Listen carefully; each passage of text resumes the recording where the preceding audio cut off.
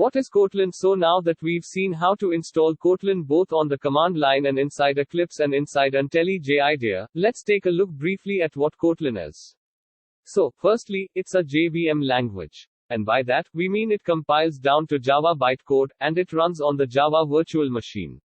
As a language, it's very similar to Java. So if you're a Java programmer already, then using Kotlin is not a large step, unlike, say, something like Scala where you might have to learn many more new concepts. In Kotlin it's fairly easy to get started straight away just by applying what you already know from the Java language. Kotlin is an object-oriented language. So we can create classes. We have methods within those classes. We can new up instances of those classes. We can create objects. It's a standard object-oriented language. However, Kotlin was also designed to be a functional language from day one. So what do we mean by that?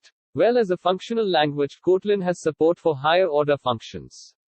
So I can store functions in collections. I can pass a function as a parameter to another function. And I can return functions from functions. So functions within Kotlin are treated as first-class citizens. They're first-class things within the language in the same way that an integer or a string or a class is a first-class thing within the language.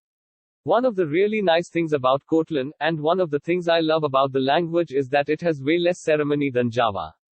So in Kotlin, if I want to create a property, I just declare a file or a var, and that will declare me a property that's either read-only or read-write. There's no need to declare a variable and then have a get method and a set method. Under the covers, Kotlin will generate getters and setters, so those properties are usable from Java. But that's just one example of where you need less code in Kotlin to do the equivalent thing in Java.